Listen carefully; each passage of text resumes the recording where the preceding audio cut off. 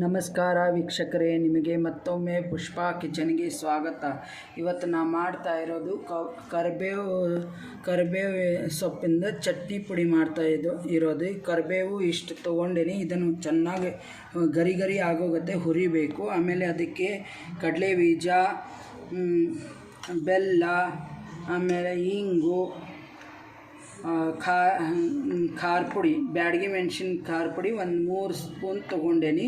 ಆಮೇಲೆ ರುಚಿಗೆ ತಕ್ಕಷ್ಟು ಉಪ್ಪು ಅಷ್ಟೇ. ಹುಣಸೆಹಣ್ಣು ಒಂದು ಸ್ವಲ್ಪ, ಒಂದು ನಿಂಬೆಹಣ್ಣಿನ ಗಾತ್ರದಷ್ಟು ಹುಣಸೆಹಣ್ಣು ತೊಗೊಂಡೆ.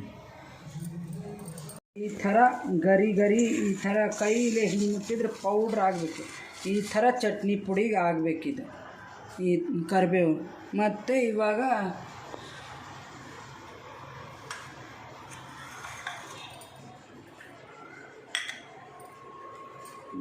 ನಾನು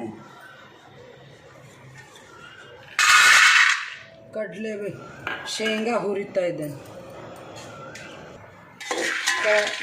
ಕಡಲೆ ಬೀಜನೂ ಇದರಲ್ಲೇ ಹುರ್ಕೋಬೇಕು. ಕಡಲೆ ಬೀಜ ಮಾತ್ರ ಒಂದು ಬಟ್ಲದಷ್ಟು ಅಷ್ಟೇ ತೊಗೋಬೇಕು. ನಿಮಗೆ ಬೇಕಂದರೆ ಒಣ ಕೊಬ್ಬರಿ ಹಾಕೋಬೋದು, ಇಲ್ಲಾಂದರೆ ಇದಕ್ಕೇನು ಒಣ ಕೊಬ್ಬರಿ ಬೇಡ.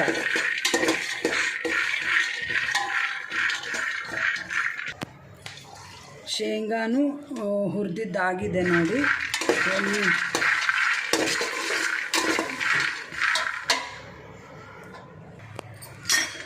ಹುಣಸೆಹಣ್ಣು ಒಂದು ಸ್ವಲ್ಪ ಬೆಚ್ಚಗೆ ಮಾಡ್ಕೋಬೇಕು.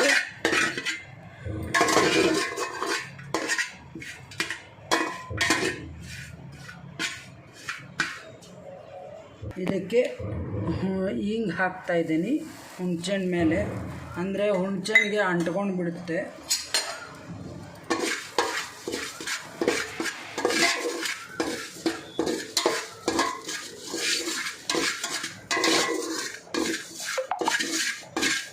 ಆಯ್ತು ನೋಡಿ, ಇದರಲ್ಲಿ ಬ್ಯಾಡಗಿ ಮೆಣಸಿನ್ಕಾಯಿ ಖಾರ ಪುಡಿ ಇದೆ ಹುರಿದಿದ್ದು, ಒಂದು 3 ಸ್ಪೂನಷ್ಟು ಹಾಕೇನಿದಾಗ.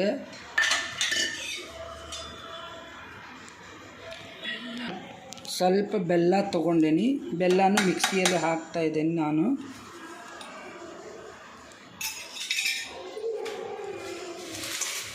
ಇದು ಸ್ವಲ್ಪ ತಣ್ಣಗಾಗಿದೆ. ಇದಕ್ಕೆ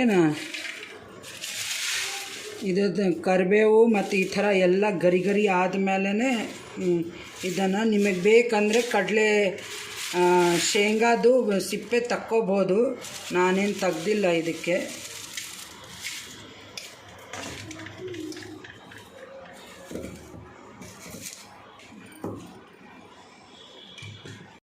ಒಂದು ಸ್ಪೂನಷ್ಟು, ಅಂದರೆ ರುಚಿಗೆ ತಕ್ಕಷ್ಟು ಉಪ್ಪು ಹಾಕ್ತಾಯಿದ್ದೀನಿ.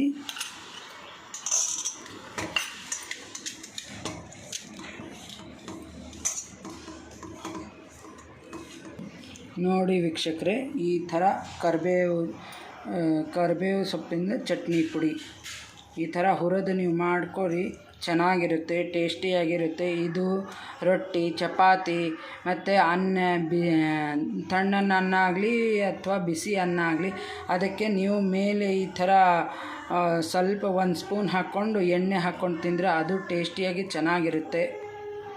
ಸಬ್ಸ್ಕ್ರೈಬ್ ಮಾಡಿ, ಬೆಲ್ ಐಕಾನ್ ಕ್ಲಿಕ್ ಮಾಡಿ. Thank you.